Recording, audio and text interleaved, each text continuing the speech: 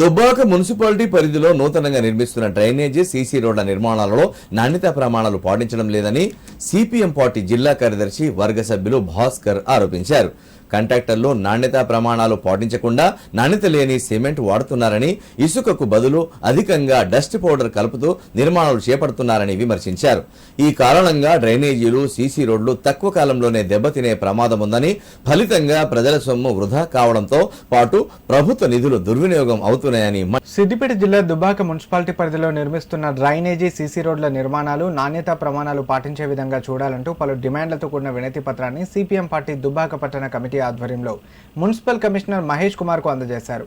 ఈ సందర్భంగా ఆయన మాట్లాడుతూ పట్టణంలో నిర్మించే డ్రైనేజీ, సీసీ రోడ్డు నిర్మాణాలకు నాణ్యతా ప్రమాణాలు పాటించకపోవడంతో ప్రజలు తీవ్ర ఇబ్బందులు ఎదుర్కొంటున్నారన్నారు. కాంట్రాక్టర్లు నాణ్యతా ప్రమాణాలు పాటించకుండా నాణ్యత లేని సిమెంట్ వాడుతున్నారని ఆరోపించారు. ఇప్పటికైనా నూతనంగా నిర్మాణాలు చేపడుతున్న డ్రైనేజీలు, సీసీ రోడ్ల నాణ్యతలో రాజీ పడకుండా అధికారులు నిరంతర పర్యవేక్షణ చేయాలని డిమాండ్ చేశారు. ఈ కార్యక్రమంలో సిపిఎం పార్టీ నాయకులు పాల్గొన్నారు.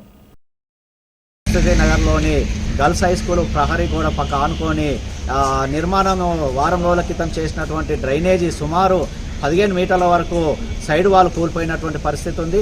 దీనికి ప్రధాన కారణము నాణ్యత ప్రమాణాలు పాటించకపోవడము, రెండోది ఇసుక పర్సెంటేజ్ తక్కువ చేసి డస్ట్ పర్సెంటేజ్ని ఎక్కువ వాడుతూ ఈరోజు క్యూరింగ్ కూడా లేకుండా నాణ్యత ప్రమాణాలు పాటించకుండా కాంట్రాక్టర్లు ఇష్టానుసారంగా నిర్మిస్తూ ఉన్నారు. వారితో పాటు దుబ్బాక మున్సిపల్ పరిధిలో వివిధ వార్డులో నిర్మాణం జరుగుతున్న సీసీ రోడ్లు, డ్రైనేజీలలో కూడా నాణ్యత ప్రమాణాలు తగ్గుతున్నాయని చెప్పి మేము అభిప్రాయం వ్యక్తం చేస్తూ ఉన్నాం. వీటికి ముఖ్య కారణం అధికారుల పర్యవేక్షణ కూడా కొరవడుతుందని చెప్పి మేము భావిస్తూ ఉన్నాం. అధికారుల పర్యవేక్షణ కూడా పెరగాలి. అదేవిధంగా నాణ్యత ప్రమాణాలు పాటించడానికి కాంట్రాక్టర్లను వెంటనే బ్లాక్ లిస్ట్లో పెట్టాలి.